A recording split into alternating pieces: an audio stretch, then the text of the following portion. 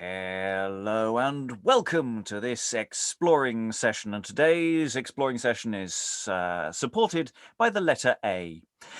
We are looking at the first couple of acts, as it is later designated, of Taming of a Shrew, and we have to be terribly careful here as we're now starting to tread on the thin ice that is the limits of our charter of what we can and cannot do. This is very much a play where the issue of sort of content warnings come up. The probability of any play with the word shrew in the title of not being possibly a little misogynistic, we will find out. But there's a reasonable probability of such things occurring. It was first printed, as far as we know, in 1594, and that is as early a date as I'm comfortably going to give it. Where precisely it was written, who precisely performed it, all of those questions are sort of bound up in this terrifying dunghill of pain, and so we're just not even going to go there. So yeah, sometime before 1594 by somebody, and so we are going to read through, I say, the first, as it is laid out in the edition that I'm looking at in front of me, into acts, but that is, I say, a later edition, and we are this room here reading Sly, and Philema rather is Steve Longstaffe, currently in North Lancashire. Reading Tapster, and Alfonso is... Hello, my name's Francis Cox. I'm an actor living in Amsterdam. Reading A Serving Man, and Aurelius is... Hi, I'm Eric, and I have cats who are casting a ritual. Ritual cats, as opposed to just cats in the room performing a ritual. So it's always nice. The cat work is strong. Rachael showing us a cat there. Lois, in case nobody out there has seen a cat before, because on YouTube there's just no sign of any cats anywhere. Reading Lord and Kate today is... Well, I'm Lois, living in London. Reading Messenger Tom, on the great length of potential who Tom is, and Emelia is... Hi, I'm Alan Scott. I've got my own drum kit. Reading the other, another, and more importantly, Ferando is... Hello, Dan, actor in Montpellier, France. Reading Sander is... Hi, I'm Lynn. I'm a teacher. I live in the damp northwestern United States. Reading A Boy is... Hello, I'm Helen. I'm a historian. I've had a look at this, and there's more than one boy. Yes, many boys, but you, Helen, is the personification of all the boys. Reading A One and Polidor is... Aliki, Chapple in rainy northwest England. And reading A Will and Valeria is... Hi, Rachael, an actor in New Jersey. Not snowed in today. Yay! And I'm your host, Robert Crighton. I'll be reading stage directions and filling in any additional detail as we go. This is a play that is a play within a play. So we're going to start outside of the play, in the play, before we go into the play. This doesn't help when it comes to, I say, a lot of the character names that we've got in the text are not desperately specific. So we have got characters who are called just as another and the other and boy and things, who may be the same person as other versions of not very specific names. So there's a lot to tidy up as we go and make firm, as it were. So the induction opens. There's effectively two parts to it. So what we'll call induction scene one. Enter a tapster, beating out of his doors, Sly, drunk. You whoreson, drunken slave, you had best be gone, and enter your drunken porch somewhere else. For in this house thou shalt not rest tonight. And exit the tapster. Silly Valley, by Chrissy Tapster, I'll feed you anon. Fill the father's pot and all is paid for. Look you, I do drink it on mine own instigation. Omni Bennett. Here I'll lie a while. Tapster, I say. Fill us a fresh cushion here. Yep. There's good warm lying. And he falls asleep. Enter a nobleman and his men from hunting. Now that the gloomy shadow of the night, longing to view Orion's drizzling looks, leaps from the Antarctic world unto the sky and dims the welkin with her pitchy breath, and darksome night o'ershades the crystal heavens, here break we off our hunting for tonight. Couple up the hounds and let us hie us home, and bid the huntsmen see them meted well, for they have all deserved it well today. But soft, what sleepy fellow is this lies here? Or is he dead? See, one, what he doth lack. My lord, 'tis nothing but a drunken sleep. His head is too heavy for his body, and he hath drunk so much that he can go no further. Ugh, fie, how the slavish villain stinks of drink. Oh, Sarah, arise. What, so sound asleep? Go, take him up and bear him to my house, and bear him easily, for fear he wake. And in my fairest chamber, make a fire, and set a sumptuous banquet on the board, and put my richest garments on his back, then set him at the table in a chair.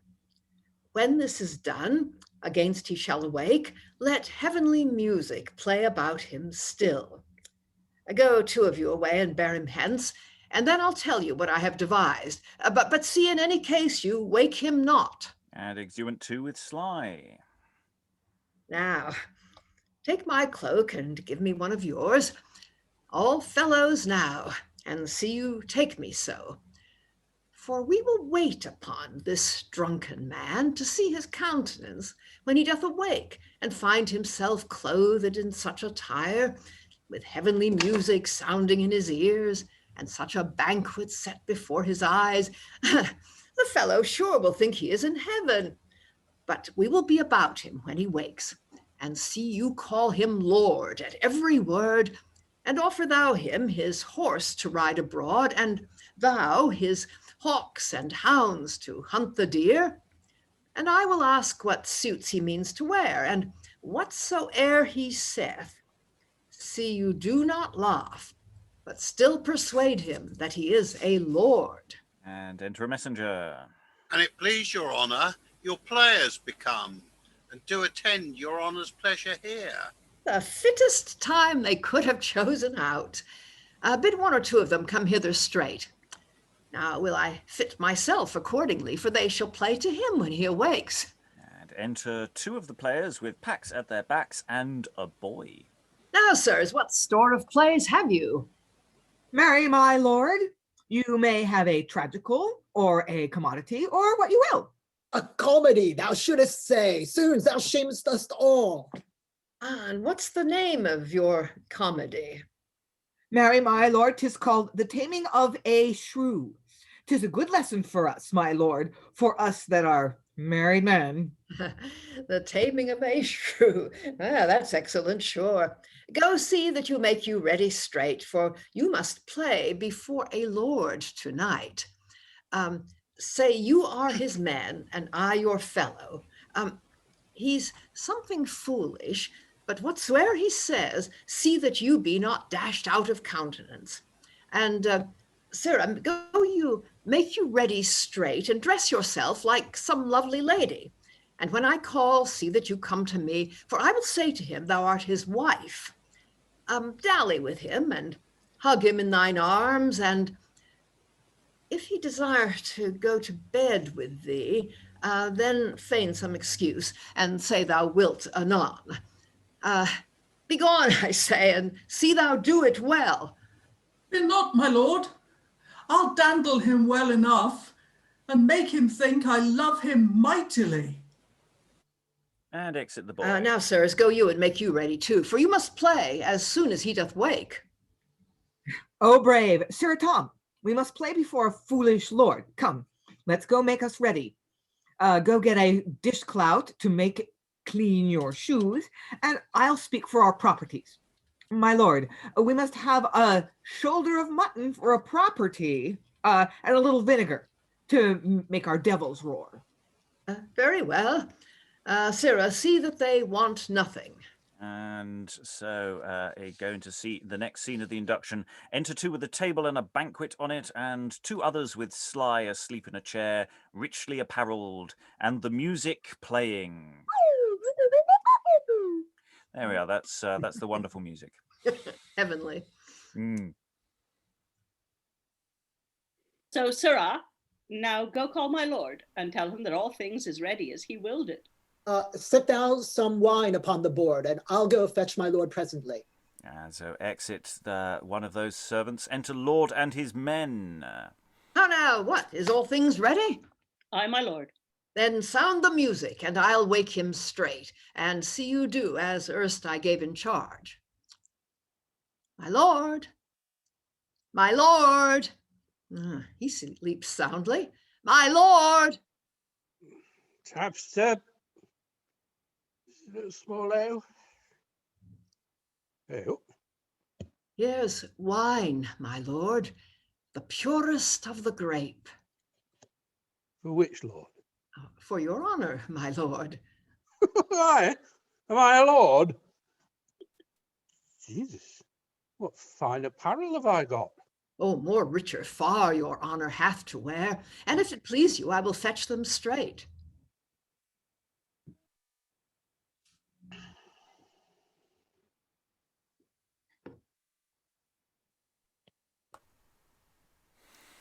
And if your honor please to ride abroad, I'll fetch you lusty steeds more swift of pace than winged Pegasus in all his pride, that ran so swiftly o'er the Persian plains. And if your honour please to hunt the deer, your hounds stand ready coupled at the door, who in running will overtake the roe, and make the long-breathed tiger broken-winded. By the mass, I think I am a lord indeed. What's thy name? Simon, and please your honor. Simon. That's as much to say Simeon. Or Simon. Put forth thy hand and fill the pot. Give me thy hand, Sim. Am I a lord indeed? Aye, my gracious lord, and your lovely lady long time hath mourned for your absence here. And now with joy behold where she doth come to gratulate your honour's safe return. Enter the boy in woman's attire. Sim. Is this she? Aye, my lord. Oh, mass, 'tis a pretty wench. What's her name? Oh, that my lovely lord would once vouchsafe to look on me and leave these frantic fits. Or were I now but half so eloquent to paint in words what I'll perform in deeds, I know your honour then would pity me. Hark you, mistress. Will you eat a piece of bread? Sit down on my knee. Sim, drink to her, Sim. For she and I will go to bed anon. May it please you, your honour's players be come to offer your honour a play. A play? Sim, oh, brave. Be they my players? Aye, my lord. Is there not a fool in the play? Yes, my lord. Oh, when will they play, Sim? Even when it please your honour, they be ready. My lord, I'll go bid them begin their play. You, but look that you come again. I warrant you, my lord, I will not leave you thus. Exit the boy. Come, Sim. Where be the players? Yeah, Sim. You stand by me, will flout the players out of their coats. I'll call them, my lord. Oh, where are you there? And trumpet sound, and we enter the play within a play. But we'll stop there and just briefly talk about the induction. Lots and lots of notes I've been making textually about who people are and ways of making the text tidier, which nobody watching the video really cares about. So that's we'll keep that to the chat. Yeah, just general thoughts about the way this play's opening, and obviously the kinds of things that the rich can get up to. They have the resources to play these kinds of japes. Thoughts in the room about the play so far? Lynn?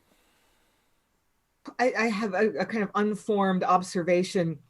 I just noted the contrast between that first tiny little exchange between the Tapster and Sly and the entrance of the Lord. You have this pretty down market pair of people, a guy intoxicated falling asleep in the street. It's in prose, of course, and then in comes the Lord speaking poetry and describing the night in this very metaphorical, highfalutin way. I mean, the contrast is maybe even a little jarring. It's certainly noticeable.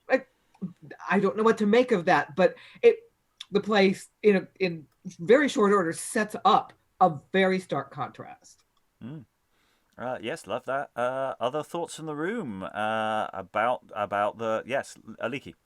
It's a really dynamic opening. He gets flung out on his ear, Sly. He gets found. He gets brought back in with all of this kind of japery, which I wonder how much is purely the Lord enjoying it and how much his sidekicks and servants are in on the joke. Yes, does the Lord do this every day? And the servants are going, "Oh no, not another one. I haven't polished the silver yet. Can I just get on with doing the normal day-to-day job?"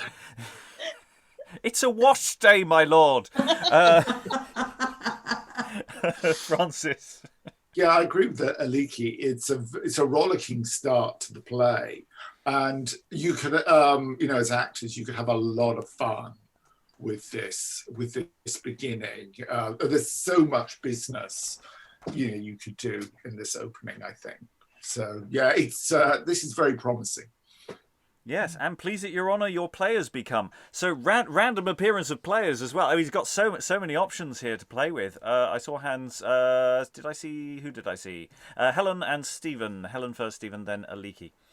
Yes, I mean, I very much noted that the relationship of the players to the Lord and how the play choice was dictated. That one of the players is certainly shown as being unable to sort out comedy and commodity.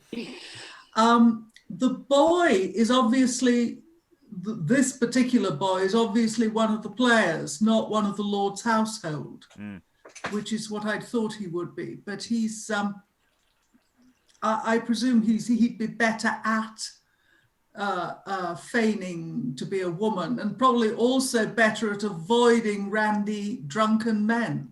Well, it partly depends on Sander as the sort of the lead player there. I assume he's the lead player there. Is this comedy stick that they always do to the Lord when they arrive, or is that he actually can't? What are the players doing in this? It's a small playing troupe. It doesn't look like there's necessarily a lot of them. I feel like an interluding troupe from 20 years earlier. In terms of their scale, a few men and a boy, kind of thing. I'm just spitballing here. I have no idea. Stephen. I was just wondering about what expectations we're taking from this into the play, because people are kind of doing blank verse at him, aren't they? And he's, well, you can certainly play it as he really hasn't got a clue what they're saying. So that when the boy, does this lovely lady with once vouchsafe, it's quite possible that he really doesn't get it. It's the sort of noise that upper classes make, but really, hunting, talking about making long breathed tiger broken winded. So it's quite nice that he's not the one who's also, coming up with stupid words. But I just wonder if we're going to get a play in blank verse full of these sorts of, mythological references or something, where does this leave him, if indeed he's going to be there? Yeah. Aliki, then Dan, then Helen again.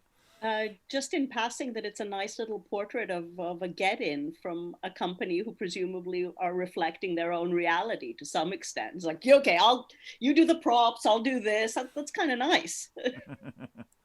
Dan. Just an observation sort of related to what Stephen's saying. Just, I don't know, and maybe somebody else knows, what is really the point of this as a framing device? What is it trying? Is it parodying a playing company? Are there other plays that have similar types of inductions?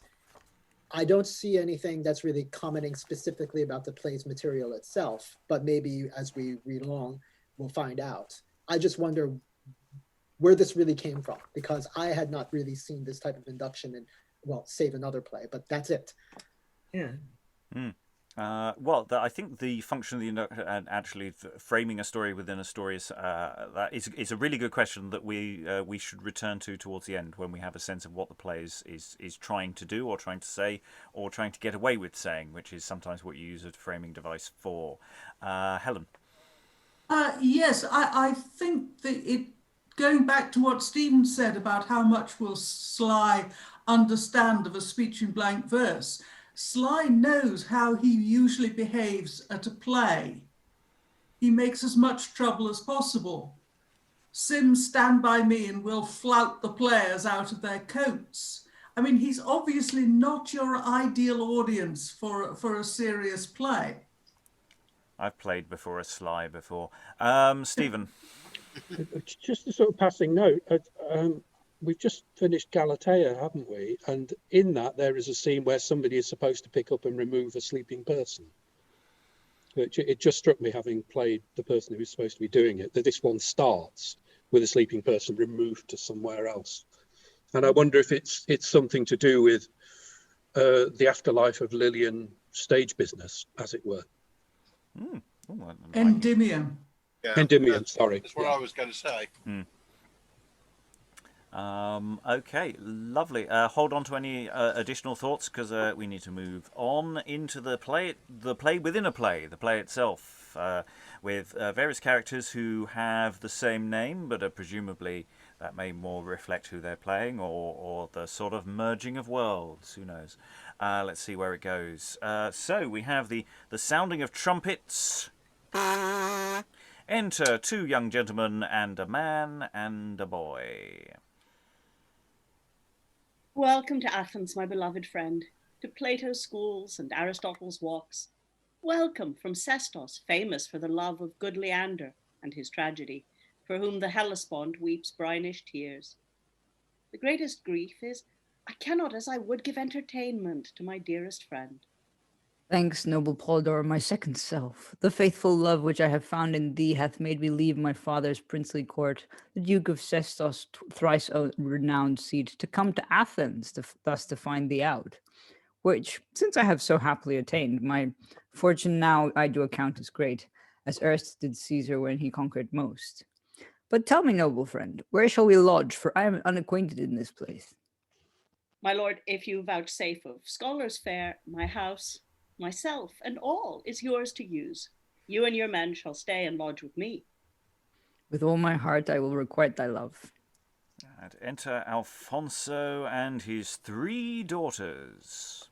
But stay, what dames are these, so bright of hue, whose eyes are brighter than the lamps of heaven, fairer than rocks of pearl and precious stone, more lovely far than is the morning sun, when first she opens her oriental gates?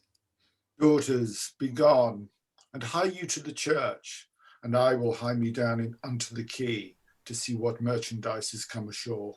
And exeunt Alfonso and his 3 daughters finishing their little promenade there. Why, how now, my lord? What, in a dump to see these damsels pass away so soon? Trust me, my friend, I must confess to thee, I took so much delight in these fair dames, as I do wish they had not gone so soon. But if thou canst, resolve me what they be, and what old man it was that went with them, for I do long to see them once again. I cannot blame your honor, good my lord, for they are both lovely, wise, fair, and young, and one of them, the youngest of the three, I long have loved, sweet friend, and she loved me. But never yet we could not find a means how we might compass our desired joys.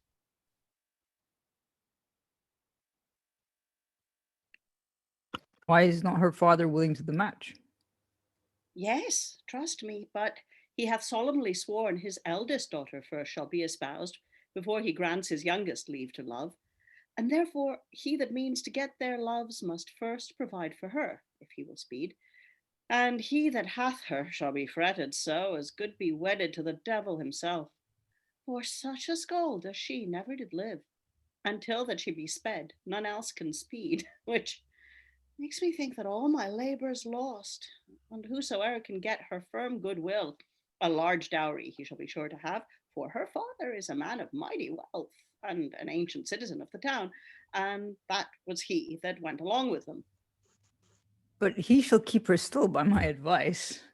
And yet I needs must love his second daughter, that image of honor and nobility whose sweet person is comprised the son of nature's skill and heavenly majesty. I like your choice, and glad you chose not mine. Then, if you like to follow on your love, we must devise a means, and find someone that will attempt to wed this devilish scold. And I do know the man. Come hither, boy.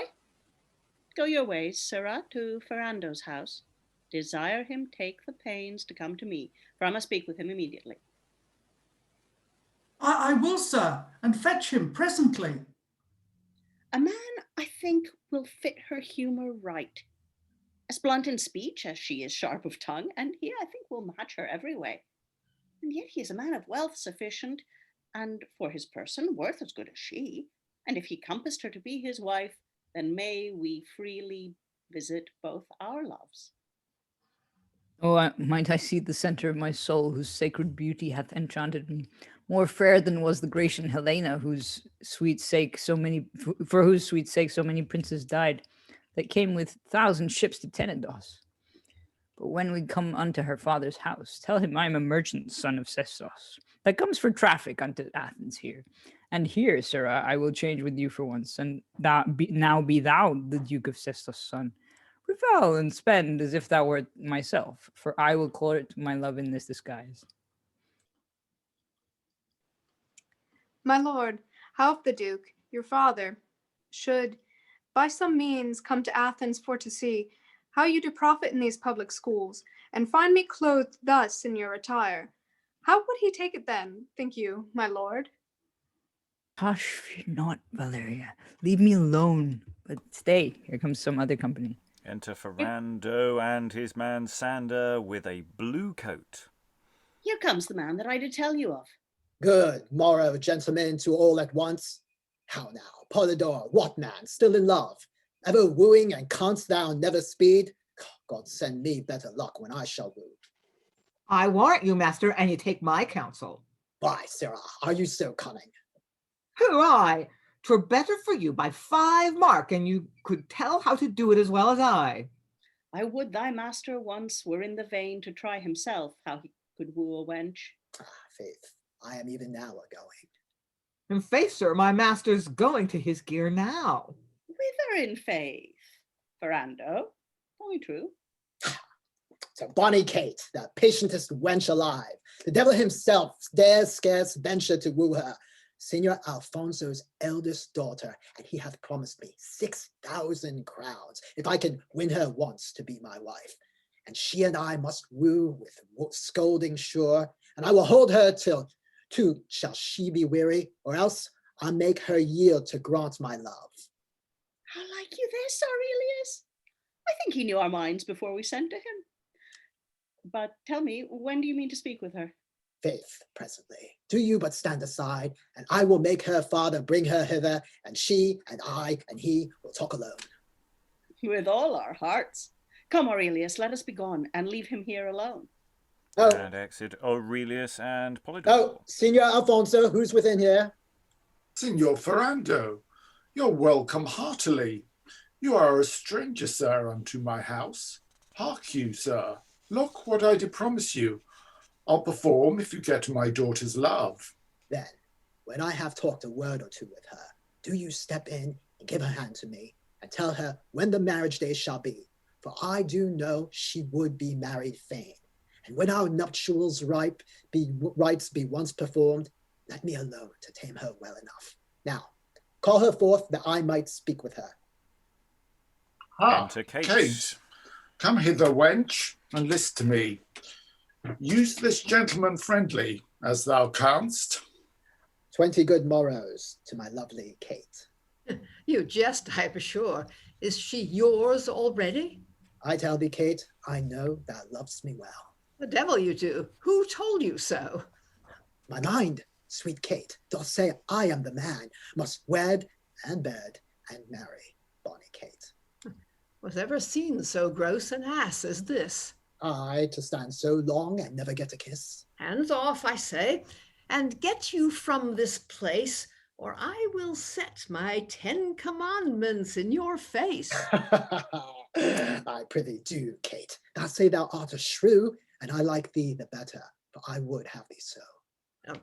Let go my hand, for fear it reach your ear. No, Kate, this hand is mine, and I thy love. In faith, sir, no. The woodcock wants his tail. Yet his bill will serve if the other fail.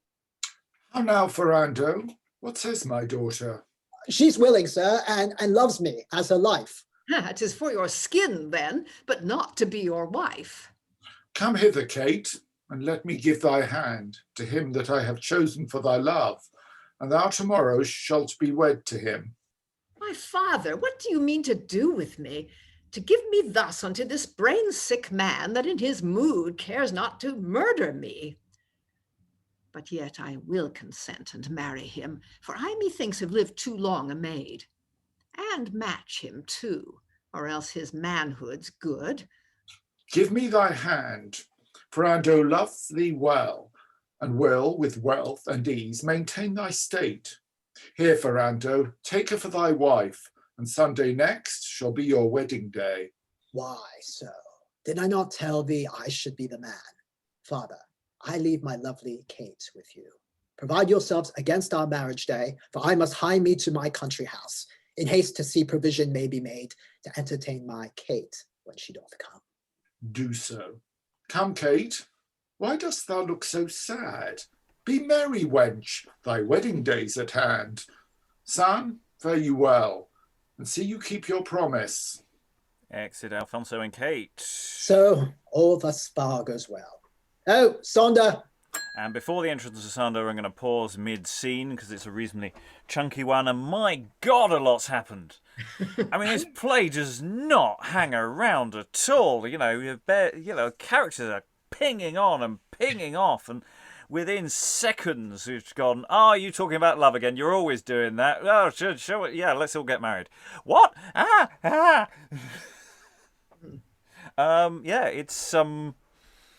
It's lively. We've had one aside where we get some interiority for 3 lines, but for the most part, this is all working on a very stories being told, things are happening kind of way. Thoughts in the room about the play within a play so far, what it's doing, why it's doing it, how it's landing for you.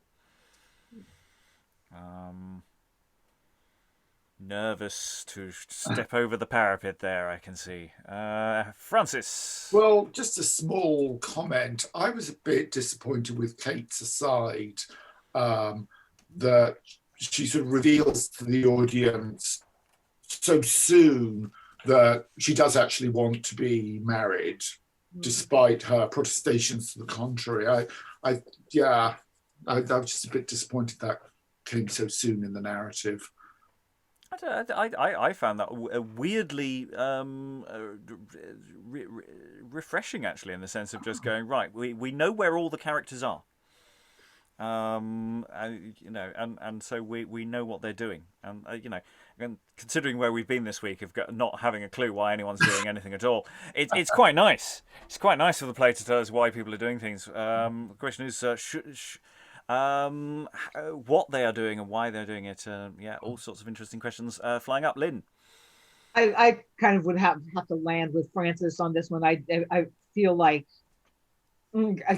I part of me wants a little more time to establish Kate's character and her boyfriend's character, like what their temperaments are like. We hear that she's a scold, but she doesn't really get much of a chance to establish what her character actually is in the scene. I don't know. I feel a little cheated. I feel like maybe the play's maybe moving almost too fast. That's just my sense right now. Yeah, is this a play that's interested in interiority? We'll find out anon. Helen, then Dan, then Lois. I'd like to know where we think the induction is at this point. Are these characters still on stage? Are they forming an on-stage audience or what? And is the boy with the on-stage audience, or is this the boy as the boy? Well, it's an interesting question about the boy because the boy could be playing a boy because the boy would be a boy, but the boy also might be doubling for one of the women. I think the idea the boy is from the induction is definitely playing someone within the play. But the question is who we want that to be, depending on how you want to stage it. Of course, it might be that the boy just plays a boy, or might be Kate. Yes. There's could be one of the three sisters because we have three sisters to play with here. But is the induction still is Sly still on stage? And a little bit of spoilers here, I would argue very strongly that that there is a viewing. Because Sly and the Lord will turn up again. At semi-regular, but that doesn't mean they can't be doing some doubling and that they don't disappear occasionally and things. I think it partly depends on what the playing company is doing at the time and how many actors they've got spare. But the play, I think, will infer that some presence of an audience within the play is watching the play. He said, "It's a good question." And if the players have only one boy, how come we have three sisters? And spares, servants. Don't think too much. Don't think too hard there. Don't think too hard. Okay, it's just, Angelica, Eliza, and Peggy, and I'm a bit... Right, okay. Dan. This is definitely not to disagree with or negate what Lynn and Francis were saying. I take the point, absolutely, that might have just negated all type of opportunity to develop the character there.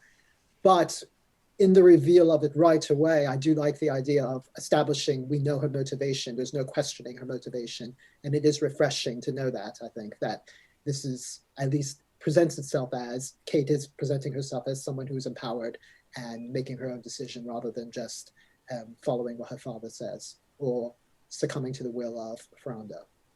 Yes, because we do. I mean, we nobody said it yet, but the basic premise of the plot is very much here are some men going ha ha ha, women, and that's pretty much if that's in the induction is pretty much we've got this lovely tale about getting married, ha ha ha.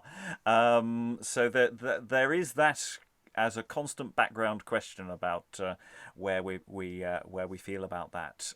Lois. Yeah, it goes by so quickly that one does almost wonder if they were meant to be doing some improvisation or something. I mean, it's the bare outlines really of the action of each scene, and you could obviously add a bit to it. I mean, given the whole problem about licensing and getting your text approved and whether you're allowed to interpolate, maybe they couldn't do this, but it just feels as if they're sort of told, okay, this is what happens in this scene now, do something with it. The other thing, of course, that puzzles me is whether how these three girls are dressed so that the guy who decides that he's in love with the second daughter knows that it's the second daughter. Yes, well, the fact that there are three of them and the way it's been presented, it does have a slight fairy tale quality to it, but of course it's a play within a play, so that sort of also fits and makes sense. We will complete the scene, however, and gather more data to affirm or deny our previous statements. So, Ferando is still on stage, and we have the entrance of Sander laughing. If faith you're a beast, I cry God heartily mercy. My heart's ready to run out of my belly with laughing. I stood behind the door all this while and heard what you said to her. Why, didst thou think that I did not speak well to her? You spoke to her like an ass to her, I'll tell you what.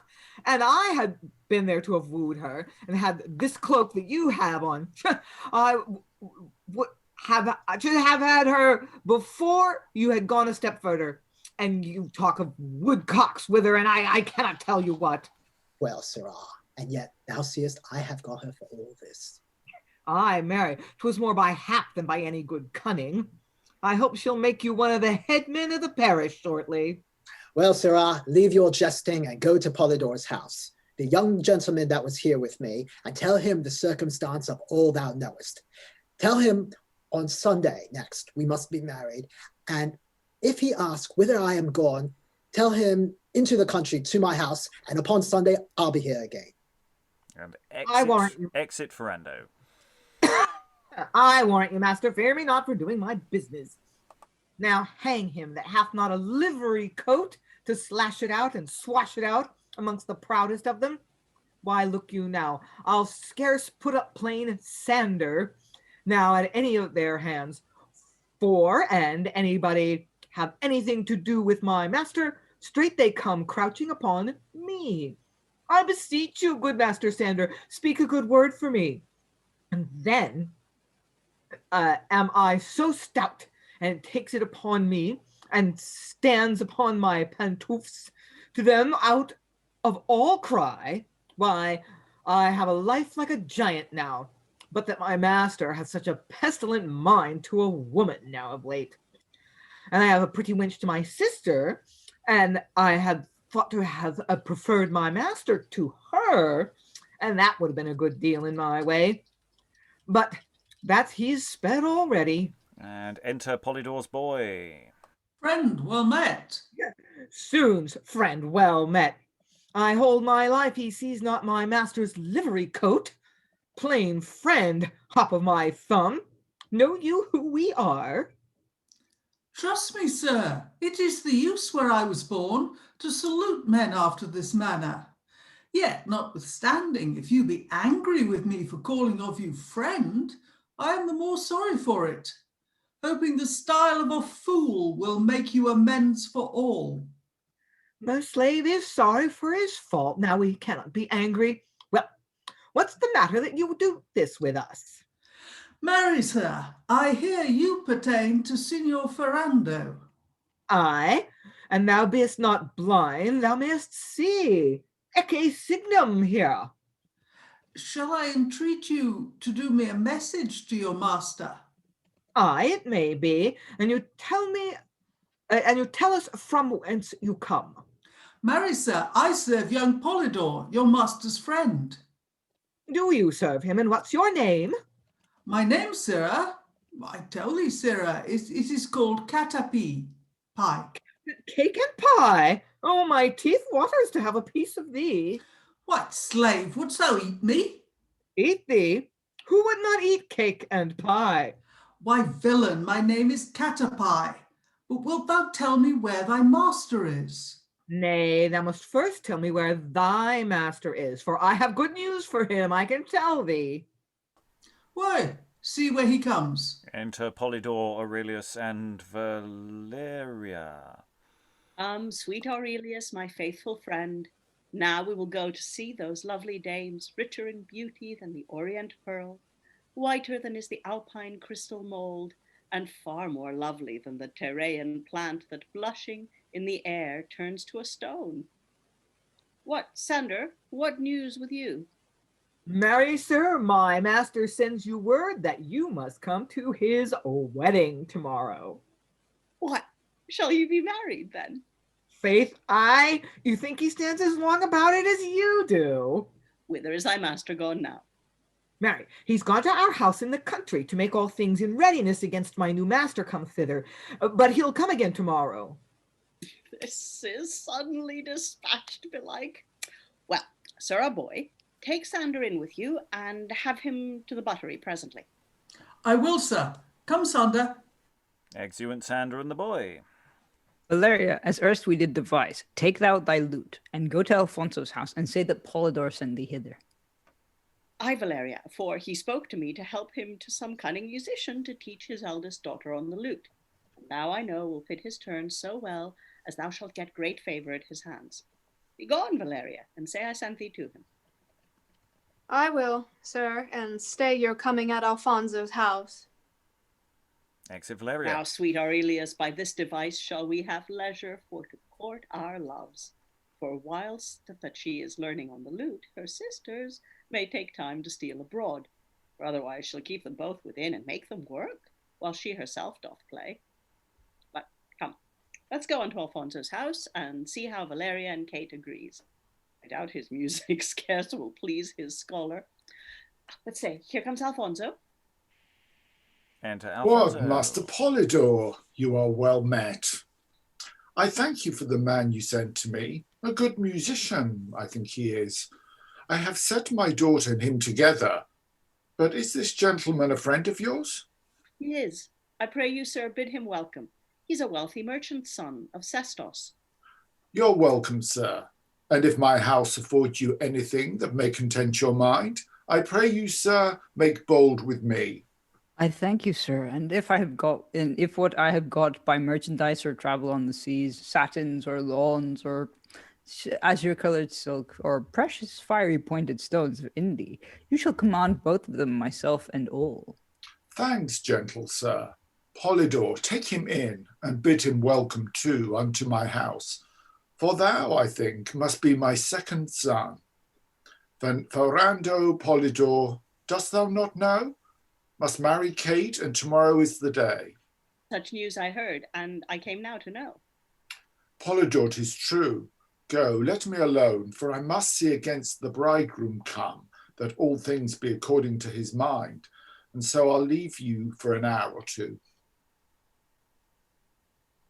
Come then, Aurelius, come in with me, and we'll go sit a while and chat with them, and after bring them forth to take the air. And they exit, and then Sly speaks. When will the fool come in again? Oh, he'll come again, my lord, anon. Oh, get some more drink here. Zoons, where's the tapster? Here, Sim, eat some of these things. So I do, my lord. Yes, Sim, I drink to thee. My lord, here comes the players again. Oh, brave. It's two fine gentlewomen. And we'll pause there as a new scene comes on. This is people coming on, people coming off, plot, things, stuff happening. But we do get a sort of breathing moment as Sander really nails his mask to the colours to the mast and goes, yeah, I'm definitely a clown. Look at me doing my clown business. Here we are, clown stuff. Which does give, if it is the same Sander, and it makes sense that you just call your clown the same name throughout, that he is actually doing a rehearsed joke about what's tragic or commodity or whatever, that is actually a deliberate gag. Perhaps, maybe not. But it just I feel the evidence feels possibly landing there. Can't help himself. Thoughts in the room? All the plot lines are sort of in place now. Lynn. Yeah, just briefly, this is one of the few occasions where I wish I had cheated and read ahead, because Sander's grammar is hard to parse, and his sometimes "and" means "and" in our sense, and sometimes "and" means "if" in our sense. So I really feel like I bobbled those lines and it kind of did a disservice to the whole project by not knowing what I was talking about. Sorry. No. It's, it's part of the process. We career into these things half blind, and we find what is obvious and what is not. It's all part of the process. Aliki, then Eric. I'm interested in Polidor's kind of spider in this web role. You go there, you say that, come with me. It's all very managing everything. Well, it is. It's directing traffic. He's sort of standing in the stage, and these people keep popping on and popping off. No, you go over there. You go. Keep going. To me. Eric. Yeah, it was. I don't know. I was just amused by what Stephen said, that we should, have Sly and so on and so forth in the audience, or in the best seats in the house. And I can just imagine him being the most disruptive member of the audience, like sort of yelling and throwing food and actually eating crisps really loudly and that kind of thing. It's just like, obviously it would be an act and sort of, but yeah, just kind of disrupting everything. Like, come on, when's the fool coming on? Like, what? Yeah. He's had a few minutes of plot, and he's going, I'm bored. I want the clown back on. It was funny. And yeah, absolutely. And it's what some members of the audience will be doing as well, of going, I don't care about the plot. Just tell some jokes. Helen, then Alan. I'm thinking how you could double Sly and slander. If Sly is in some sort of area which is possibly above, so that when he sits back he isn't visible, but when he leans over the balcony, so to speak, the audience can see him. So he could be there and not there. Well, it's one of those things, especially if it's a relatively small scale touring production, that the precise blurring between characters, once you've established the basic conceit, you can sort of get away with people nipping off being somebody else and coming back on again. It's one of those things you can play around with. I'm really not concerned about whether Sly and Lord are on, in place the whole time. I think they can have discrete exit points if necessary. Alan, sorry. Yeah, I was just thinking, if we don't go with that solution to the issue, you're talking about a company that would have had effectively two clowns, Sandra and Sly. Well, and I don't know how that fitted with the construction of companies at the period we're talking about. Well, we do know that there are more than one in some companies, and it depends on how you define clown. Is Sly a clown, or is he just someone playing drunk? He's not doing that many gags. He's being disruptive, and sometimes we could be too prescriptive with this idea of clown and within a company. Actors can play many roles. We are versatile. We just might prefer to play a certain type of role, or we might be better at playing certain types of role. Other thoughts? So yeah, a lot of plots happened. It's just flying by. We don't really have a chance to really think about why who these characters are, their inner lives. Play doesn't seem that interested in inner lives. Rachael, then Eric. Nope, I was participating in the pretzel chat. Not about the chat. There's something happening. That's viewers who are fascinating, but you're not going to get any of that. Eric. I was going to say that it's interesting how, what do you call him? Alfonso? Yeah, the father is trying to just get rid of his daughters as fast as possible. Like, I mean, I understand that, yes, like, look, meet this nice young man who is a wealthy merchant, and then suddenly, like, you will be my second son-in-law, and that kind of thing. And it's like, okay, that was quick. Any additional thoughts in the room? Okay, we're going to go into what's been labelled subsequently as Act 2, and enter Valeria with a lute and Kate with him. The senseless trees by music have been moved, and at the sound of pleasant-tuned strings have savage beasts hung down their listening heads, as though they had been cast into a trance. Then it may be that she whom naught can please, with music's sound in time may be surprised. Come, lovely mistress, will you take your lute and play the lesson that I taught you last? Oh, it is no matter whether I do or no, for trust me, I take no great delight in it. I would, sweet mistress, that it lay in me to help you to that thing that's your delight. In you, with a pestilence, are you so kind? Then make a nightcap of your fiddle's case to warm your head and hide your filthy face. If that, sweet mistress, were your heart's content, you should command a greater thing than that, although it were 10 times to my disgrace. Oh, you're so kind. 'Twere pity you should be hanged. And yet methinks the fool doth look asquint. Why, mistress, do you mock me? No, but I mean to move thee. Well, will you play a little? Aye, give me the lute. That stop was false. Play it again. Oh, then mend it thou, thou filthy ass. Then what, do you bid me kiss your arse? How now, Jack Sauce? You're a jolly mate. You best be still, lest I cross your pate and make your music fly about your ears. I'll make it and your foolish coxcomb meet. She offers to strike him with the lute. Hold, mistress. Sounds, will you break my lute? Aye, on thy head. And if thou speak to me, there, take it up and fiddle somewhere else. She throws it down. And see you come no more into this place, lest that I clap your fiddle on your face. Exit Kate. Sounds, teach her to play upon the lute. The devil shall teach her first.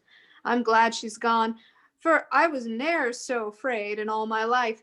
But that my lute should fly about mine ears, my master shall teach her his self for me. For I'll keep me far enough without her reach. For he and Polidor sent me before to be with her and teach her on the lute, whilst they did court the other gentlewomen, and here methinks they come together. Enter Aurelius, Polidor, Emelia, and Philema. Oh, now, Valeria, where's your mistress? At the vengeance, I think, and nowhere else. Why, Valeria, will she not learn a pace? Yes, by'r lady, she has learnt too much already, and that I had felt, had I not spoke her fair, but she shall ne'er be learnt for me again. Well, Valeria, go to my chamber and bear him company that came today from Sestos, where our aged father dwells. And exit Valeria.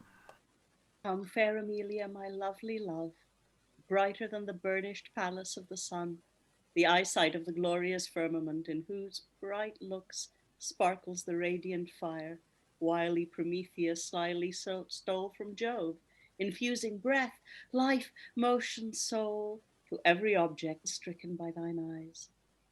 O fair Emelia, I pine for thee, and either must enjoy thy love or die. Fie, man, I know you will not die for love. Ah, Polidor, thou needst not to complain. Eternal heaven sooner be dissolved, and all that pierces Phoebus' silver eye before such hap befall to Polidor. Thanks, fair Emelia, for these sweet words. But what saith Philema to her friend? Why, I am buying merchandise of him.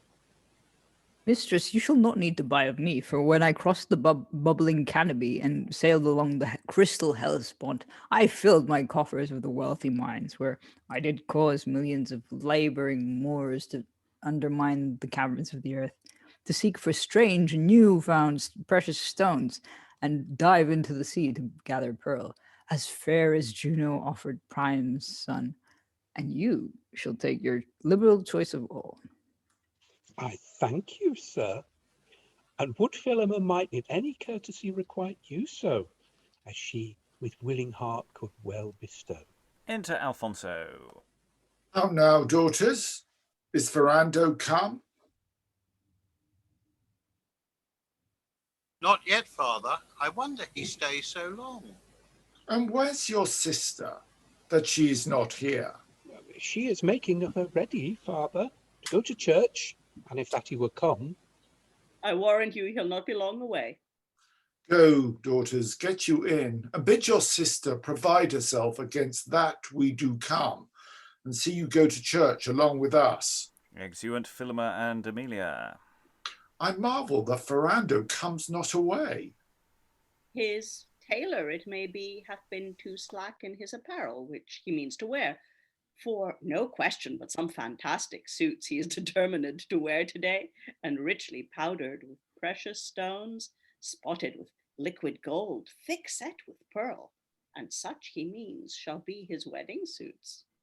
I cared not what cost he did bestow in gold or silk, so he himself were here, or I had rather lose 1,000 crowns than that he should deceive us here today. But soft, I think I see him come. Enter Ferando, basely attired, and a red cap on his head. Caw. God morrow, father. Polidor, well met. You wonder I know that I have stayed so long. Aye, marry, son. We were almost persuaded that we should scarce have had our bridegroom here. But say, why art thou thus basely attired? Thus richly, father, you should have said. For when my wife and I am married once, she's such a shrew. If we should once fall out, she'll pull my costly suits over mine ears. And therefore am I thus attired a while. For many things I tells yous in my head, and none must know thereof but Kate and I. For we shall live like lambs and lions sure, nor lambs to lions never was so tame. If once they lie within the lion's paws, as Kate to me if we were married at once, and therefore come let us to church presently. Fie, Fernando, not thus attired, for shame. Come to my chamber, and there suit thyself of 20 suits that I did never wear. Tush, Polidor, I have as many suits fantastic made to fit my humour so, as any in Athens, and as richly wrought as was the massy robe that late adorned the stately legate of the Persian king. And this from them have I made choice to wear. I prithee, Ferando, let me entreat, before thou goest unto the church with us, to put some other suit upon thy back. Not for the world, if I might gain it so. And therefore take me thus, or not at all. Enter Kate. Soft, see where my Kate doth come. I must salute her. How fares my lovely Kate? What, art thou ready? Shall we go to church? Not I, with one so mad, so basely tired, to marry such a filthy, slavish groom that, as it seems, sometimes is from his wits, or else he would not thus have come to us. Hush, Kate. These words add greater love in me, and makes me think thee fairer than before. Sweet Kate, the lovelier than Diana's purple robe, whiter than all the snowy Apennines, or icy hair that grows on Boreas' chin. Father, I swear by Ibis's golden beak, more fair and radiant is my bonny Kate than Silver Xanthus when he doth embrace the ruddy Simois at Ida's feet. Care not thou, sweet Kate, how I be clad?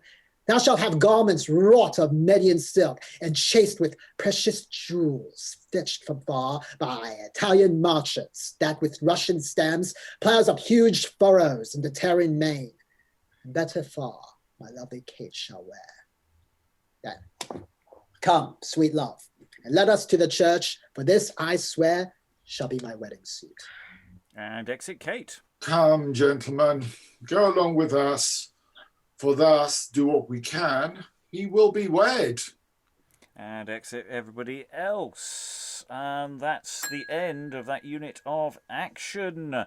Again, it just doesn't I mean, the pacing on this, it's, I'm looking at, this is a session with perhaps slightly less, fewer words than we would normally do, but it's not that many fewer, and we're so far ahead of schedule.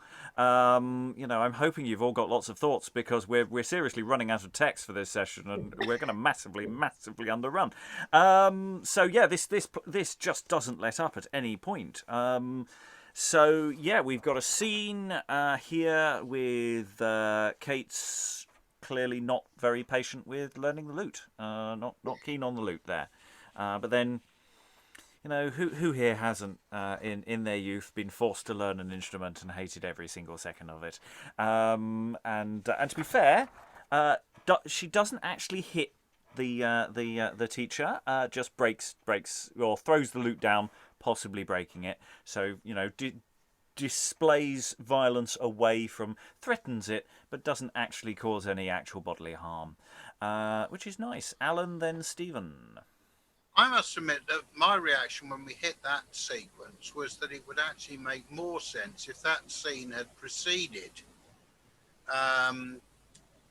the previous one, because it would have given you character notes on Kate. In other words, if that had come before the proposal from Ferando. Maybe. We get told about Kate. We do meet her, and we get more later on. It's a question of where the organisation of telling us other things comes in there, and about how that flows. Yeah, but the thing is that her music instructor her musical tutor is Aurelius's sister or brother. I'm not entirely sure. Servant, I think. Yeah. Whatever. And, is the spy confusing in the household. Yeah. And so, like, sort of without having the previous scene with Ferando and all that stuff, it wouldn't really sort of make sense, I guess. Like, it would just be a music tutor. Yeah. Stephen, muted at present. I'm just wondering the extent to which you could sort of orient sympathies in relation to Kate there. I was imagining her, being an absolutely fantastic lute player, and then she gets mansplained. He goes, actually, there was a bum note in the middle of that. She's doing some kind of wonderful shredding solo, and then she loses her temper because anybody would, Well, it's interesting just in the dynamics of, sympathy for Kate. I mean, in the sense that, yes, some people have said some less than nice things about her, but things are just happening. They're moving on. There doesn't. I'm not feeling any sense of consequences or stuff's just sort of happening in this play, and the play isn't emphasising where the consequences further down the line is. Some people are going to get married, and it doesn't seem to matter. There doesn't seem to be that sense of weight to it, which is interesting. Dan? I'm starting to wonder, if this is going to comment once again. I mean, this is commenting on status of the characters here, because we've got Ferando walking in dressed bastely. We've got Sly, thinks he's a lord, but he's really a base audience member. I mean, essentially, he belongs with the crowd that he's satirizing. There is in Marston's Malcontent, I believe Sly features in that as well, at the induction. And he's also playing a similar type of role, satirizing the audience, but basically mocking himself. And I wonder if this is if we can start to draw the comparison with Sly and Ferando. Maybe this is too early to do so, but that this is basically self-deprecating, or in a sense, mocking, I guess, the higher status or the posh. Because you've got various characters who are flaunting wealth in various ways as well within the text. I mean, we've just noted sort of, mistress, do not worry, I can offer you blood diamonds, and you can enjoy these things, aren't they lovely? And which doesn't land particularly well for a modern audience, but then various things probably don't. Helen. Yes, one of the things I noted was a tremendous amount of stuff that had come from the East, both fabrics and jewelry. And it struck me that there is a mention of the Persian ambassador. It struck me that the impact of the Persian ambassador and the incredible riches that came with him have had quite an impact on popular culture. I mean, you see it in paintings, but here there seem to be a lot of varying references to Yeah, that stuff. Lois. Yeah, there's a lot of talk about clothes here. I mean, all the men appear to have wardrobes full of extremely expensive suits, and yet Ferando comes in with this weird outfit. It's the only place I think where you get an explanation of something. I mean, his view is obviously that whatever he wears is going to be a filthy mess by the time Kate finishes with him, so he might as well start out that way. But the red cap is interesting. I mean, it must have a significance. I think there are some plays, actually lost plays, called Mother Redcap, and I think in Look About You there's a character called Redcap who is a messenger. I mean, it must have some sort of significance. Lynn. Didn't Jews have to wear a red cap in Italy? Yellow, I think. Oh, yeah. I've just seen a production where the Jews had. Anyway, I mean, it's interesting. I mean, y'all have pointed out the text interest in clothes, which is definitely there. But I kind of had a completely separate observation about Kate's sisters. This sort of dual wooing scene. It's not very long, but it definitely hints that the women are smarter than the men. Men smart, women smarter. That the first guy's like, I would die for you, and she's like, yeah, right. And then he's like, oh, that's so sweet of you not to want me to die. That's not what she meant. and then it's like, and how's my buddy doing with his girl? And she's like, yeah, I'm marketing with him. It's like, she's just very upfront about the fact that marriage was to some degree transactional. And he's like, I'm going to pour these riches at your feet. And she's like, thanks. Yeah, good.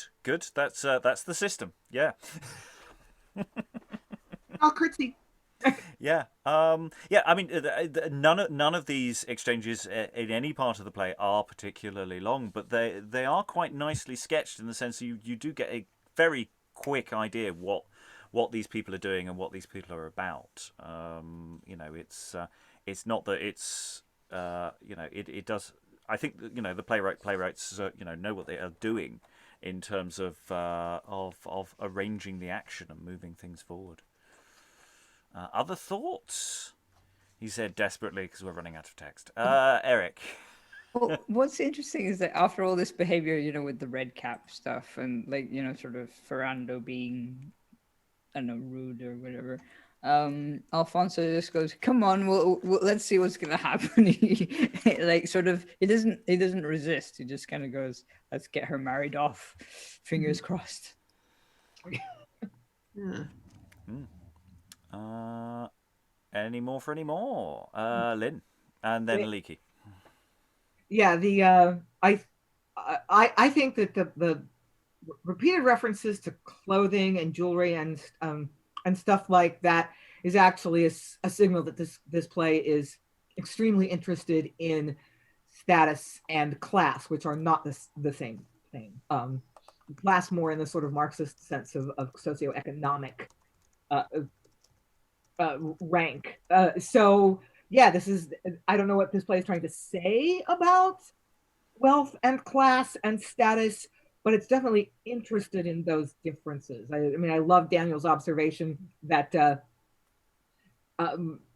Ferando dressed down and Sly dressed up are sort of opposite numbers in a way. They should kind of remind us of one another, being sort of converses. So yeah, the interest in dress is an interest in class. Aliki. So we were talking before about who was playing the other sisters, and you said maybe they were extras of some kind, but they speak, and at least one of them has a decent sized speech.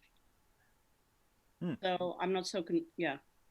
Not convinced of this bit. If we've got four young people in the cast who are to play boys or women, then we have a reasonable number. I think it all holds together perfectly well for a company of 12 to 14.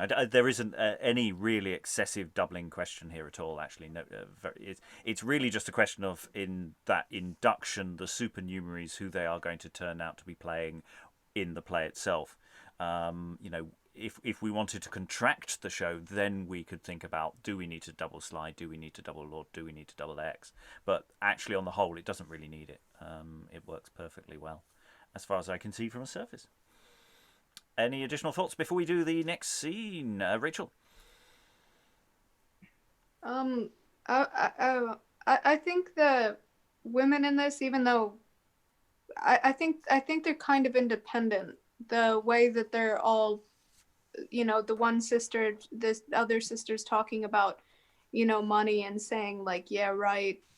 I think that's, the sort of financial independence that you don't get then. And Kate herself, by being physical, I think there's, from that character's perspective, a physical argument for physical independence, that she has control over her body and her choices, even if she wants to get married. I think there's some of that they're just sort of, that they don't have the independence that they would maybe in a more contemporary play, and maybe the father's trying to shove them out the door and get married for inheritance purposes. I'm not sure. Lots of questions that we might be able to resolve further down the line, but I always like in a first session when we raise more questions sometimes than answers, but there's lots of really good thoughts going around. Act 2, Scene 2, as it's labelled in later on in its life. Enter Polidor's boy and Sander. Come hither, Sirrah boy. Boy? Oh, disgrace to my person! Zounds, boy of your face! You have many boys with such pique devants, I am sure. Zounds, would you have a bloody nose for this? Oh, come, I did but jest. Where's that same piece of pie that I gave thee to keep? Pie? You have more mind of your belly than to go see what your master does. Oh, tush, 'tis no matter, man. I prithee, give it to me. I am very hungry, I promise thee. Why, you may take it, and the devil burst you with it. One cannot save a bit after supper, but you are always ready to munch it up. Why, come, man, we shall have good cheer anon at the bride house, for your master's gone to church to be married already, and there's such cheer as passeth. Oh, brave! I would I had ate no meat this week, for I have never a corner left in my belly to put a venison pasty in. I think I shall burst myself with eating, for I'll so cram me down the tarts and the marchpans out of all cry. Aye, but how wilt thou do now thy master's married? Thy mistress is such a devil as she'll make thee forget thy eating quickly. She'll beat thee so. Let my master alone with her for that, for he'll make her tame enough ere long, I warrant thee. For he's such a churl waxen of late, that, and he be never so little angry, he thumps me out of all cry. But in my mind, sirrah, the youngest is a very pretty wench, and if I thought thy master would not have her, I'd have a fling at her myself.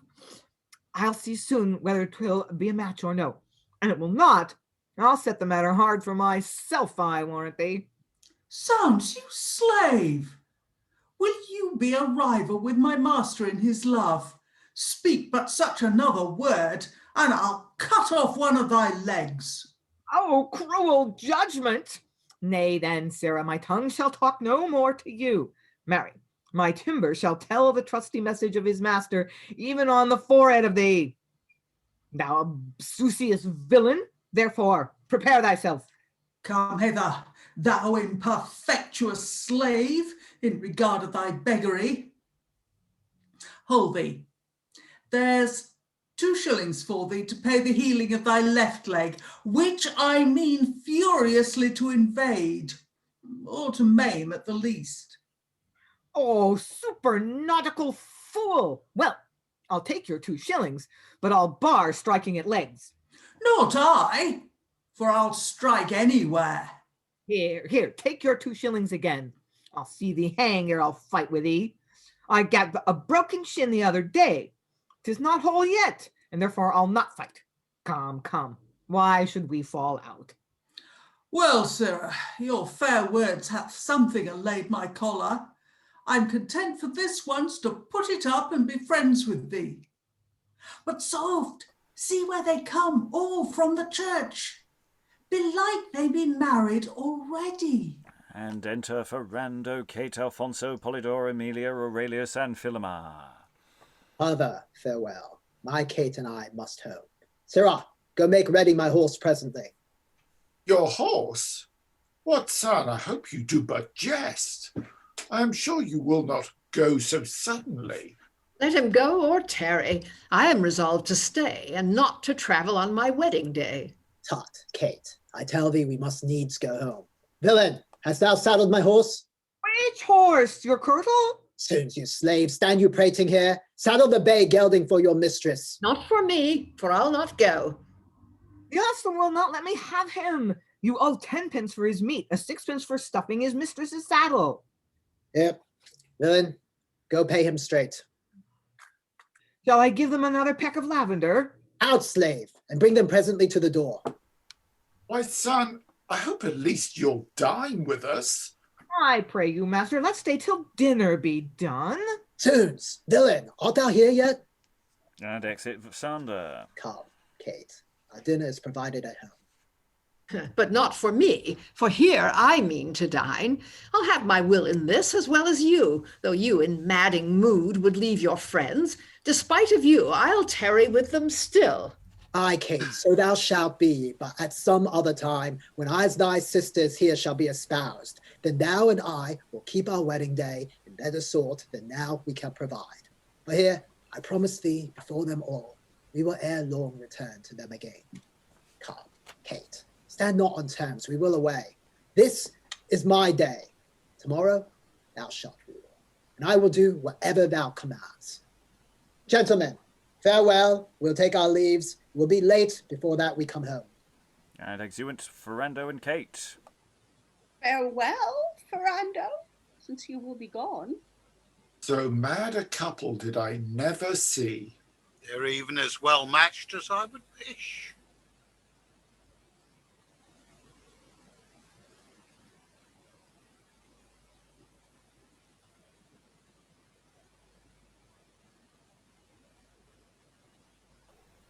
Philema? And yet I hardly think that he can tame her. For when he is done, she will do what she list. Her manhood then is good, I do believe. Aurelius, or else I miss my mark, her tongue will walk if she doth hold her hands. I'm in doubt ere half a month be past, he'll curse the priest that married him so soon. It may be she will be reclaimed, for she is very patient grown of late. God hold it that it may continue still. I would be loath that they should disagree, but he, I hope, will hold her in a while. Within this 2 days I will ride to him and see how lovingly they do agree. Now, Aurelius, what say you to this? What? Have you sent to Cestus, as you said, to certify your father of your love? For I would gladly he would like of it. And if he be the man you tell me, I guess he is a merchant of great wealth.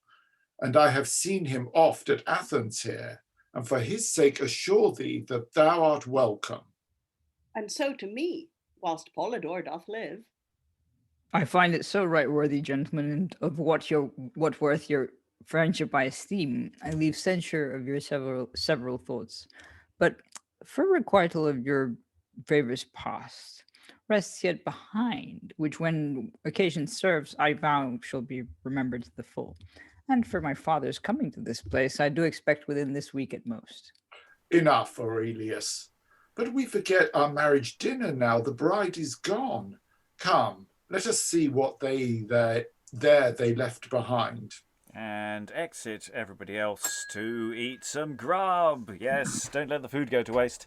Yes, we had between the previous scene when Kate and Ferando et al. Exit to get married, we have this sort of bridge sequence with the clown and the boy talking about food, how much they like food, how much they want to eat food, how much he always eats food. He's eating too much food, stop eating the food. There's some stuff about food. And then we have the marriage party coming back on again afterwards. So yeah, that's has very much structural purpose, but also feeds into the next sequence quite nicely of just, Sander hoping that they can hang around long enough to get some food themselves. And he said, no, we're going at once. Get out. Lois. Yeah, actually, it's rather unusual to have a clown who's saying he's so full he's not sure if he can eat anymore. That's not usually the problem these characters complain about. But the other thing that's really striking is we've got a bit of Marlowe here. I mean, that opening exchange about boy, you see many boys with pique devance. That's straight out of Dr. Faustus. Yeah, there are various interesting Marlowe borrowings throughout the text. Now that someone has mentioned one, then you may find more. Yeah. Other Marlowe is available. Lynn. Yeah, that's right. What's his name? Yeah, I can't remember this. Probably Wagner, isn't it? Wagner, yes. Yeah. What I was going to say about that is, yes, this food, pie, food. I ate your pie. I'm trying to not reveal the fact that I ate your pie. Why would you give me a piece of pie? But the first thing he mentions is clothes. So we're back to clothes again. Have you seen a boy dressed like this? So yeah, so we're back to clothes. And when Lois was saying that it's unusual to say, oh my, there's a meal coming up and I'm already stuffed. Maybe that's ironic. Maybe he's being sarcastic when he says that. That might be a way to interpret that. And then just another sort of random thought about later in this sequence is the bridegroom's Ferando's interesting claim that today is my day and tomorrow I'll let you be boss.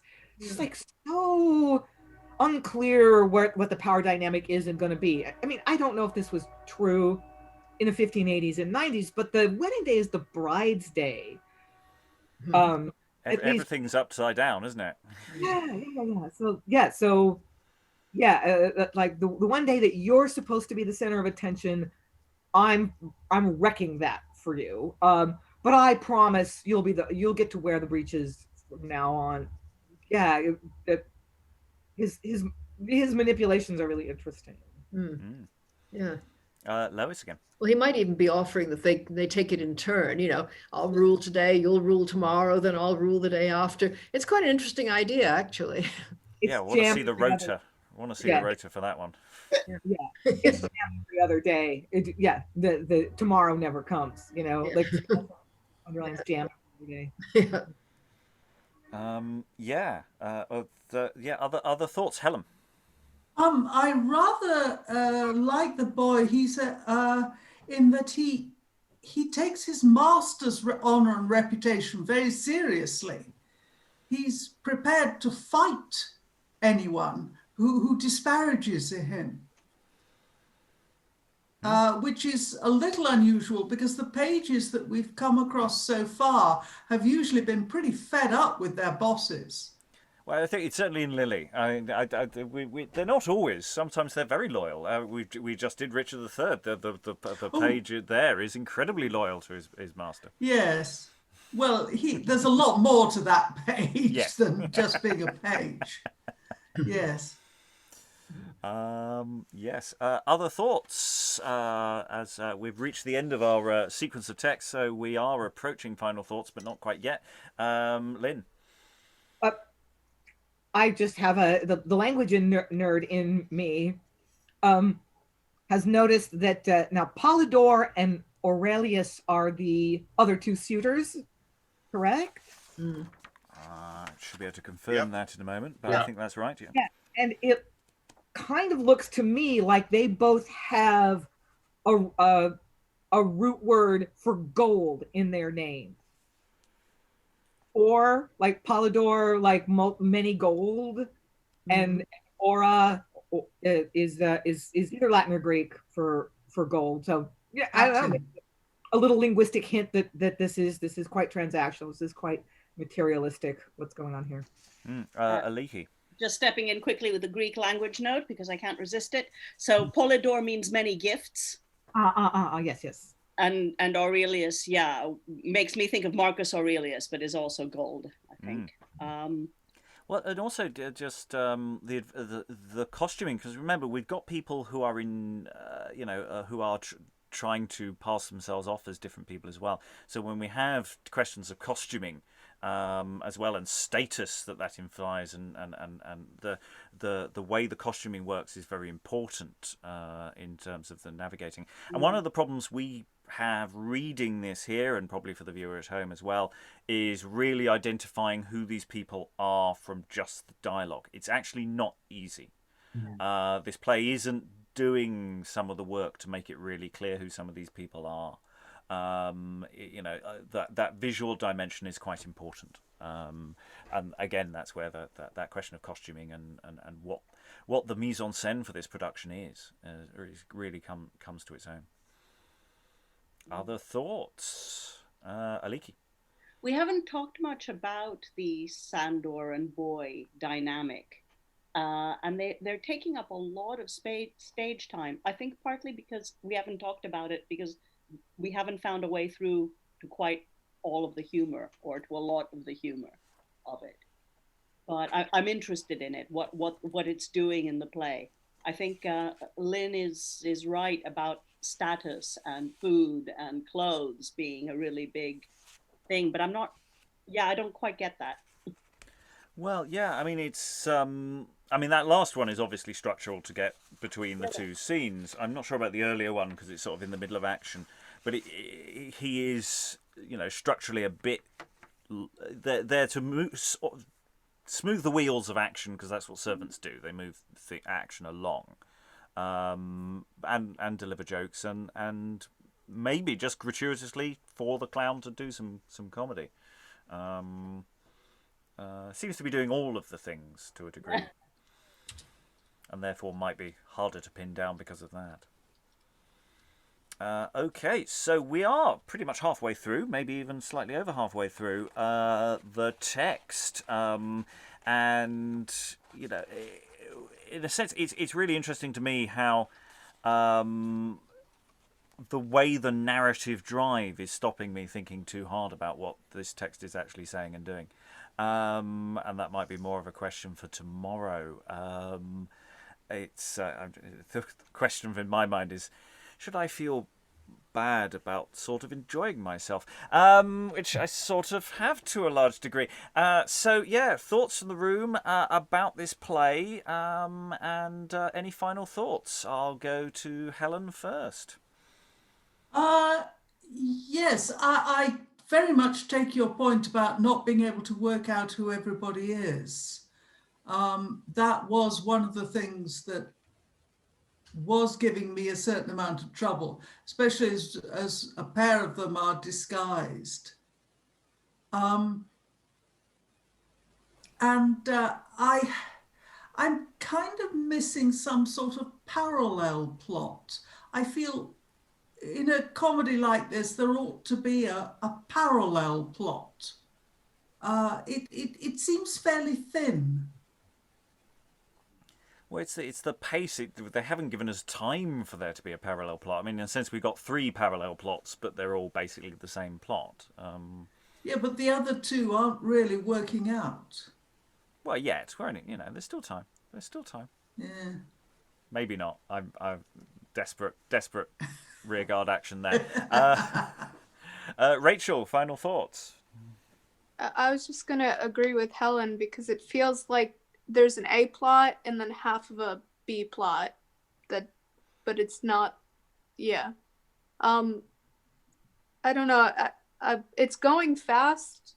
I still want to see where it's going. It's different than, some of the other stuff that we've gone into before. But yeah, that's my final thoughts. Well, the other thing is, of course, we've got this overarching play within a play structure, so maybe that's eating up some of our subplot options as well. I mean, it's sort of a plot with 2/4 of a B and a C plot, I think, is perhaps there isn't that much additionally going on there. Lynn, any final thoughts? Yeah, I appreciated your observation that it's just tumbling along so quickly. Maybe we're having fun and and having a hard time getting a focus on maybe deeper things that it's doing. But I really do think that this text is very interested in rank and status and class. It was written at a time when those categories were becoming less stable than they had been. I've heard that argued, where the characters in the inset play are not aristocrats. They're wealthy, but they're merchants. So that's something kind of new in this period, that you can actually have garments encrusted with jewels and orient pearl, but you don't have a title. You don't own real estate. So that was something relatively new in this period.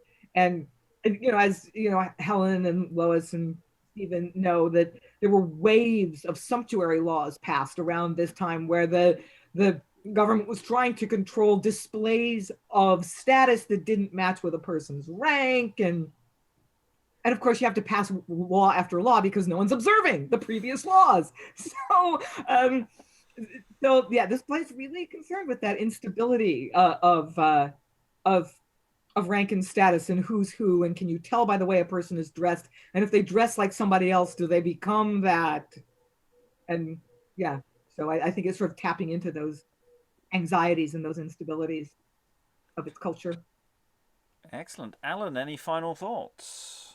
Yeah, I mean, it's an interesting one. It's moving at a hell of a pace. I must admit, one thing that was crossing my mind is whether in fact there is a bit of drama that was Venetian maybe in origin, on which this is actually riffing off,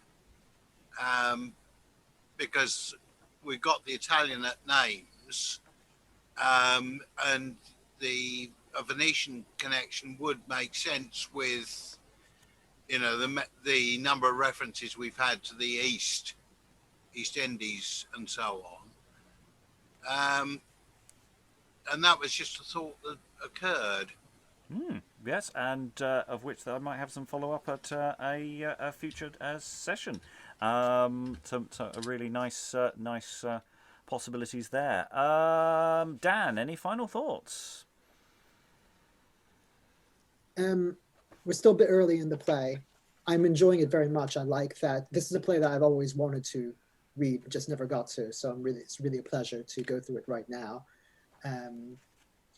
Apart from what I had observed earlier, I guess I want to see where it's going. I'm interested in the connections with William Sly, the actor, and with the Pembroke's Men, and where this similar type of role has been played in inductions and whatnot. So I'm interested very much in the casting. On another side of it, I'm interested in the printer, Peter Shorts, who's printed a lot of play quartos during this time period. Is pretty well known for. There's a couple of pieces that he's pretty well known for. One of which is, I think it's Every Man in His Humor, Johnson's play, where it's the play where it mentions on the title page that there's more in this text that was actually played on the stage there. This text, to me, the stage directions are once again one of those things. The connection I want to explore more, and we've seen this with another printer, is certain printers work with playing companies, and do they have special access to certain texts? Because this is once again another text that the stage directions are making me think that about what type of manuscript this was, as opposed to just a scribal text that was prepared for print. Excellent. Francis, final thoughts? Yeah, the play started off very promisingly, as I said, but I very quickly got lost for the reasons that people have cited, it just moves at breakneck speeds. And I wish it would pause for breath. But that said, I'm not prepared to give up on it. It's interesting, and I feel like I need to go back and reread everything we've read today, because I think there's something here, and I'm kind of sorry I won't be here tomorrow to see where it all goes. Yeah, really, that absence of a visual dimension is really not helping our understanding of it, so that we can really latch on to the connection between various interested parties and various other interested parties. Yeah, I also don't understand why Aurelius and Valeria are disguised. It just seems very arbitrary. Because it's that kind of story. Or maybe not. There might have been something in the text that, again, it just flowed at us so quickly that there was a lampshade moment to explain it, and we just missed it. But then again, maybe it's not there. Lois, any final thoughts? It's funny, the framework strikes me as extremely good and very well handled. And of course, I think it is a traditional story, and it's the basis of a Danish classic, a play called Jeppe of the Mountain, which I actually saw once by Holberg, I think the best known Danish dramatist. The whole play is really made up out of that thing of making somebody believe he's a lord, and then, his waking up.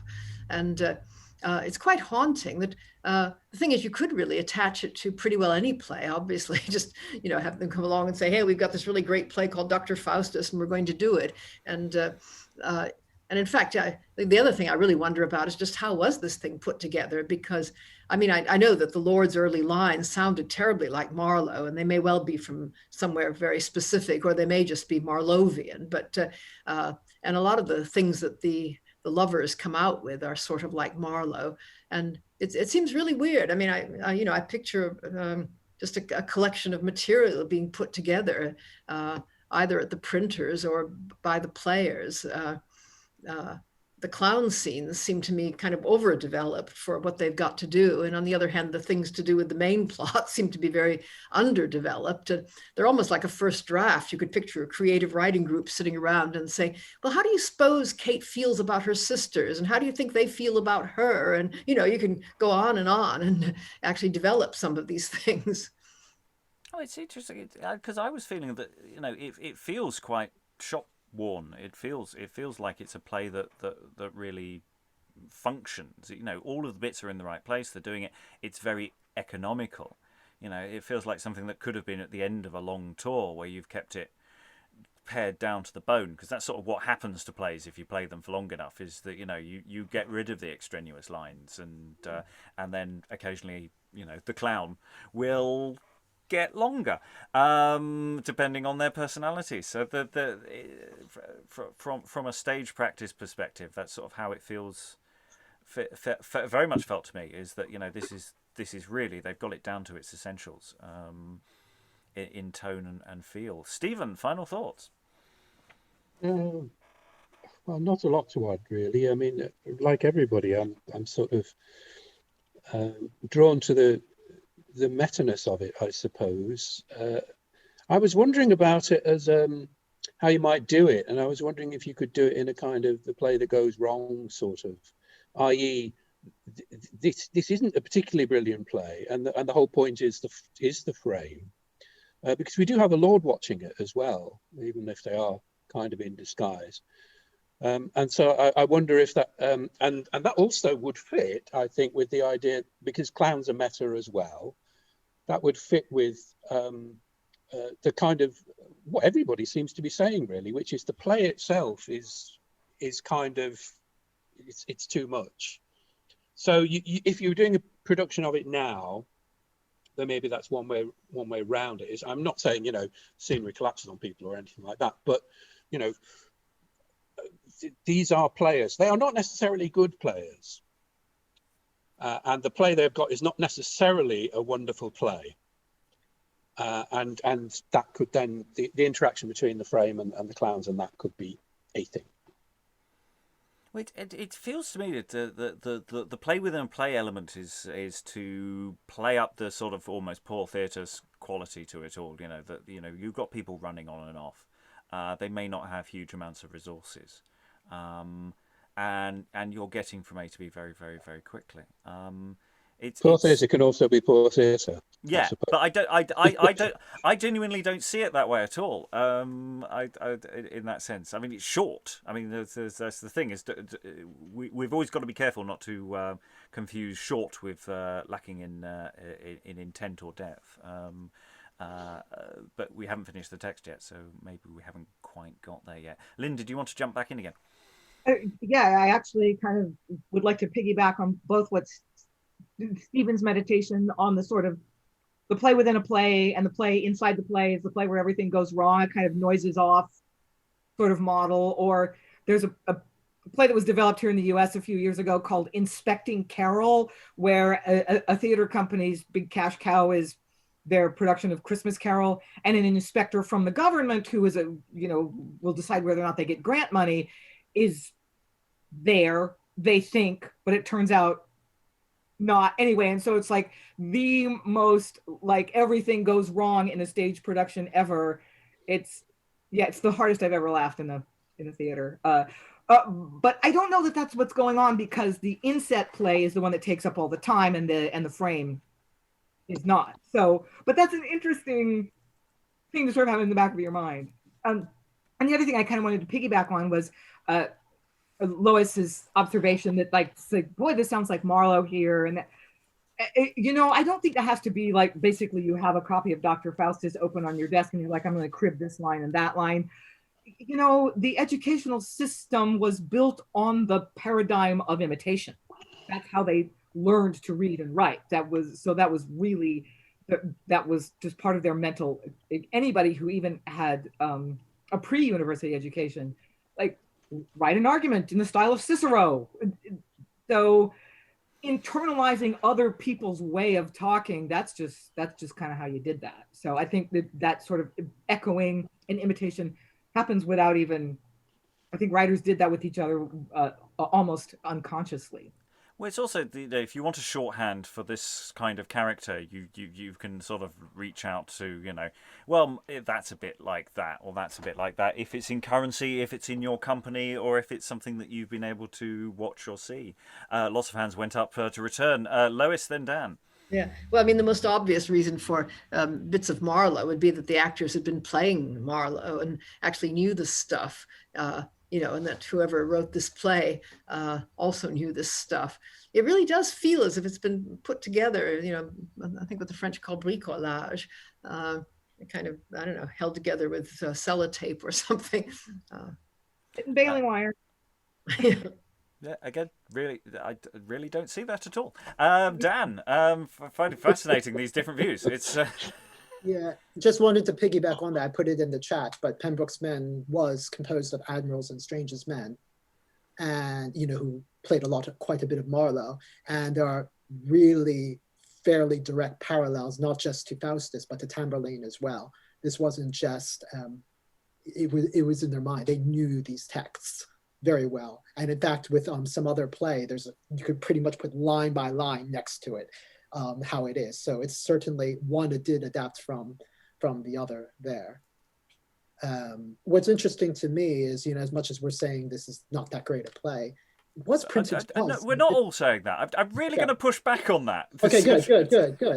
Because I'm not sure if I necessarily agree with that either. I mean, at least the evidence, the material evidence suggests that this was pretty popular. It was printed twice in the 1590s, and then again 11 years later.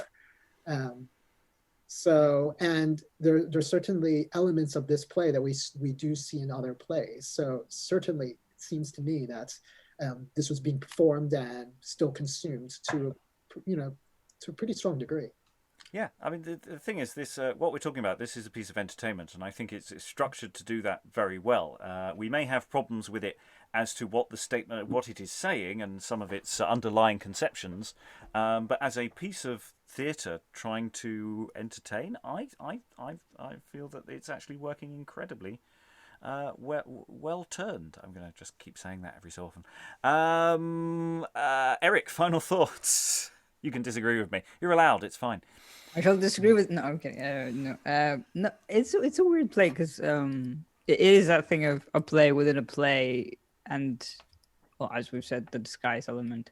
I can't help but wonder if like all the stuff that's flagged up about clothing is just, you know, as we've said, status markers and sort of like because, for example, certain people would have certain access to dyes or not. Like, for example, I remember that in I think it was medieval France, they used to have like specific different types of like yellow for funerals or something, and or maybe it was China. I don't know. Anyway, my brain is confused. Like for to represent certain colors, so maybe like those are specific, like not just status markers, but also social things. Who's the final thought? Aliki, I think. I haven't gone to you yet. Final thoughts. My final thought is that I started this with a great big feminist chip on my shoulder, prepared by the title to be really, really cross, and I'm not. I'm liking it a great deal so far, particularly for what Steve called the meta elements, or no, he said it more wittily than that, but that bit. I'm interested in what it says about the company as a company, but also just this great big rollicking plot just goes bang, bang, bang, and that's fun. Yes, and there's Aliki setting us up for the curse of the final session. To see as tomorrow, with it all may come tumbling down because yes, I think yes, I similarly have had that sort of expectation in my mind, and yeah, as of yet hasn't really landed a punch on that vein yet.